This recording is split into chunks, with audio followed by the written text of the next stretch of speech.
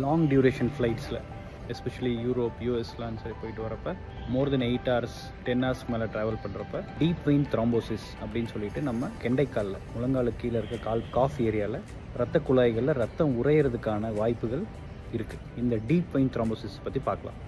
யாருக்கெல்லாம் இந்த deep vein thrombosis வர்றதுக்கு வாய்ப்பு இருக்குது இந்த மாதிரி லாங் டியூரேஷன் ட்ராவலில் அப்படின்னு பார்த்தீங்கன்னா, அவங்க ஃபேமிலியிலேயே வந்து யாருக்காவது இந்த மாதிரி டீப் வெயின் த்ராம்போசிஸ் முன்னாடி வந்துருந்துச்சுன்னா, ஒபிசிட்டி ரொம்ப ஓவர் வெயிட்டாக இருக்காங்க, அவங்களுக்கு ஏஜும் ரொம்ப அதிகமாக இருக்குது, ஒரு 65+ ஏஜ் அப்படின்னா அதுவும் பிளட் வெசல் பிளட் சர்க்குலேஷன் ப்ராப்ளமுக்கு வாய்ப்பு இருக்குது. ப்ரெக்னென்ட் லேடிஸ் கர்ப்பிணி பெண்களுக்கு இந்த மாதிரி ரொம்ப நேரம் கால் அசைவு இல்லாமல் இருக்கப்ப அவங்களுக்கு அப்போ நடக்கிற உடம்புல நடக்கிற அந்த ஹார்மோன் மாற்றங்கள்னால அவங்களுக்கும் இந்த டீப் வெயின் த்ராம்போசிஸ் வர்றதுக்கான வாய்ப்புகள் இருக்குது. ஆப்ரேஷன் காலில் வந்து ஏதாவது ஒரு ஹிப் சர்ஜரியோ நீ சர்ஜரியோ அதுவும் ரீசெண்டாக ஒரு 3 monthsக்குள்ளே 6 monthsக்குள்ளே சர்ஜரி பண்ணியிருந்தாங்கன்னா கண்டிப்பாக அவங்களுக்கும் அந்த காலில் வந்து ஒழுங்கான ரத்த ஓட்டம் இல்லாமல் ரத்தம் உறையிறதுக்கான வாய்ப்புகள் இருக்குது. வேரிகோஸ் வெயின், அதாவது ஆல்ரெடி அந்த ரத்த ஓட்டத்தில் அந்த வேரிகோஸ்னால பாதிப்பு இருக்குன்னா அவங்க இந்த மாதிரி ரொம்ப நேரம் கால் ஒரே மாதிரி பொசிஷனில் வச்சுட்டு அசைவு இல்லாமல் இருக்கிறதுனால அவங்களுக்கும் இந்த டீப் வெயின் த்ராம்போசிஸ் வர்றதுக்கான வாய்ப்புகள் ரொம்ப அதிகம். ஒரு விதமான கேன்சர்கள்லையும் இந்த பிளட் கிளாட் ஆகிறதுக்கான ரிஸ்க் இருக்குது. ஹார்மோன் ட்ரீட்மெண்ட் எடுத்துகிட்டு இருக்கவங்க, ஓரல் கான்ட்ரசெப்டிவ் பில்ஸ், கருத்தடிக்காக மாத்திரை எடுத்துகிட்டு இருக்கவங்க, இல்லை வேறு சில விதமான ஹார்மோன் டேப்லெட்ஸ் எடுத்துகிட்டு இருக்கவங்களுக்கும் இந்த பிளட் கிளாட் ஆகிறதுக்கான ரிஸ்க் இருக்குது. இந்த மாதிரி ரிஸ்க் இருக்குது அப்படின்றத ஃபஸ்ட்டு அவேர்னஸ் இருக்கணும். இந்த மாதிரி லாங் டியூரேஷன் ட்ராவல் பண்ணுறப்ப யாருக்காவது ஒருத்தருக்கு தான் வரும், ஆனால் அந்த பிரச்சனை வந்துருச்சுன்னா அதோட ட்ரீட்மெண்ட் வந்து ரொம்ப கஷ்டம். அதுவும் நீங்கள் ட்ராவல் மிடில் ஆஃப் த ஃப்ளைட்டில் வந்து உங்களுக்கு அந்த மாதிரி ஏதாவது நடந்துருச்சுன்னா it is very difficult to manage. வலி இருந்துகிட்டே இருக்கும், ரொம்ப வலிக்கும், கஷ்டமாக இருக்கும். அப்புறம் வந்ததுக்கப்புறமே அதுக்கான ட்ரீட்மெண்ட்டுன்னு பார்த்தா mostly medicines, life long medicines தேவைப்படும். இல்லைன்னா ஏதாவது சர்ஜரி, அந்த பிளட் கிளாட்டை ரிமூவ் பண்ணுற மாதிரி வாஸ்குலர் சர்ஜரி கூட தேவைப்படலாம். ஸோ இப்போ இந்த டீப் வெயின் த்ராம்போசிஸ் வராமல் எப்படி தவிர்க்கலாம், என்ன பண்ணால் டீப் வெயின் த்ராம்போசிஸ் வராது? மெயினாக இந்த ட்ராவல் பண்ணுறப்போ பார்த்தீங்கன்னா எவ்ரி 1 hour கண்டிப்பாக நடக்கணும். பொதுவாக சொல்கிறது தான். அதே மாதிரி இங்கே ஃப்ளைட்டில் இருக்கப்போ கேபின்குள்ளேயே வந்து you have to walk every 1 hour compulsory. அப்புறம் மெயின்டைன் ஹைட்ரேஷன், ஒழுங்காக வந்து வாட்டர் இன்டேக்கு, ஜூஸஸ் அந்த மாதிரி எடுத்துகிட்டே இருக்கணும்.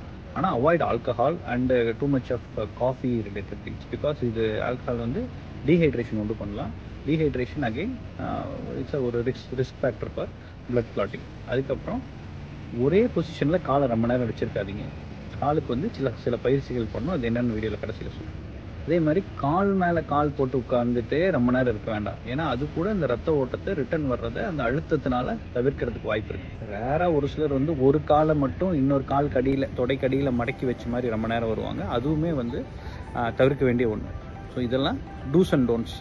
அடிக்கடி நிற்கணும், நடக்கணும், கால் அசைக்கணும், தண்ணி நிறைய குடிக்கணும், ப்ளஸ் ஒரே பொசிஷனில் கால் ரொம்ப நேரம் வச்சிருக்கக்கூடாது. கால் மேலே கால் போட்டு ரொம்ப நேரம் உட்காந்துருக்காமல் இருக்கிறது நல்லது.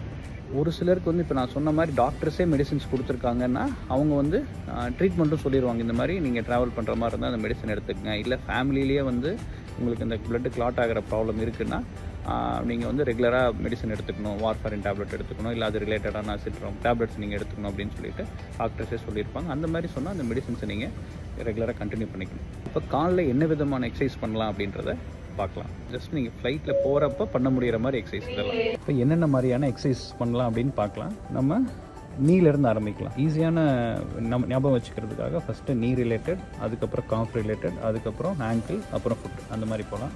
ஸோ நீ பார்த்தீங்கன்னா நீ ரைசஸ், காலை நல்லா மேலே தூக்கி உங்களோட செஸ்ட் வரைக்கும் கொண்டு வரணும். ஸோ இது நீ ரைஸ் பண்ணுற எக்ஸசைஸ். ஆப்போசிட் சைடில் தனியாக பண்ணுங்கள். அதுக்கப்புறம் மார்ச் வாஸ்ட் போகிற மாதிரி ரெண்டுமே சேர்த்து லிஃப்ட் பண்ணி பண்ணலாம். எல்லாமே ஒரு 10 டைம்ஸ். இது நீ ரைஸ். செகண்ட் வந்து காஃப் ரைஸ். காஃப் ரைஸுங்கிறது இப்படி காலை கொஞ்சம் கால் நல்லா மேலே தூக்கிட்டு இறக்கிறது. இது காஃப் ரைஸ். அப்புறம் நீ ஸ்ட்ரெச். ஃப்ரண்ட்டில் இருக்க சீட்டில் டச் பண்ணுற அளவுக்கு நல்லா எவ்வளோ முடியுதோ காலை ஸ்ட்ரெச் பண்ணுங்க. அதுக்கப்புறம் ஃபுட் பம்ப். ஃபுட் பம்ப்னா எப்படின்னா அந்த ஆங்கிள்கான எக்ஸசைஸ். இப்போ காலை ஃபுல்லாக மேலே கொண்டு வந்துடணும். நம்மளோட பாதத்தை நல்லா ஃபுல்லாக மேலே கொண்டு வந்துட்டு கொஞ்ச நேரம் அப்படியே நிறுத்திடணும். அதுக்கப்புறம் திருப்பி கீழே கொண்டு போகணும். ஸோ திருப்பி ஃபுல்லாக மேலே கீழே, ஃபுல்லாக மேலே, அதுக்கப்புறம் கீழே. இது பேர் ஃபுட் பம்ப்னு சொல்லிட்டு நம்ம ஒரு கிளச் மதிக்கிற மாதிரி, டைலரிங் மிஷின் யூஸ் பண்ணுற மாதிரி இந்த மாதிரி பண்ணணும். ஸ்லோவாக ஃபுல்லாக ஸ்ட்ரெச் பண்ணிவிட்டு அதுக்கப்புறம் திருப்பி கீழே வரணும். ஃபுல்லாக ஸ்ட்ரெச் பண்ணிவிட்டு அதுக்கப்புறம் திருப்பி கீழே வரணும். இதுக்கு அடுத்து ஃபுட் சர்க்கிள்ஸ். இது நம்மளுக்கு தெரிஞ்சது தான். இது ஒரு கிளாக் வைஸில் ஒரு 10 டைம்ஸ், திருப்பி ஆன்டி கிளாக் வைஸில் ஒரு 10 டைம்ஸ். இதே மாதிரி இன்னொரு லெக்லேயும் clockwise 10 times, anti clockwise 10 times. இதுக்கப்புறம் பார்த்தீங்கன்னா ஈவன் இந்த டோஸ்க்கும் எக்ஸசைஸ் பண்ண முடியும். டோஸ்க்கு வந்து இப்படி நல்லா அந்த டோவை வந்து ப்ரெஸ் பண்ணி, ஏதாவது கீழே ஏதாவது பொருள் விழுந்ததுன்னா எடுப்போம்ல, இந்த மாதிரி டோவை வந்து grip பண்ணி எடுக்கணும். ஸோ இதெல்லாம் தான் நீலேருந்து காஃப் மூலமாக ஆங்கிள், அதாவது ஃபுட்டு, அதுக்கப்புறம் டோஸ், இதுக்காக பண்ணுற எக்ஸசைசஸ் ஃப்ளைட்டில் ட்ராவல் பண்ணுறப்ப. இந்த மாதிரி நீங்கள் எக்ஸசைஸ் பண்ண உங்களுக்கு வந்து ஸ்டிஃப்னஸ் வராமல் இருக்கும். எஸ்பெஷலி லாங் டியூரேஷன் ஃப்ளைட்ஸில் 10 hours மேலே இருக்க ஃப்ளைட்ஸில் உங்களுக்கு ஸ்டிஃப்னஸ் வராது, மொபிலிட்டி மெயின்டைன் பண்ண முடியும், பெயினும் இருக்காது அவ்வளோவா. ஏன்னா உட்காந்துட்டு எந்திரிக்கிறப்ப பெயின் இருக்காது. மெயினாக அந்த டிவிடியோட ரிஸ்க்கை தவிர்த்துடலாம். தேங்க்யூ.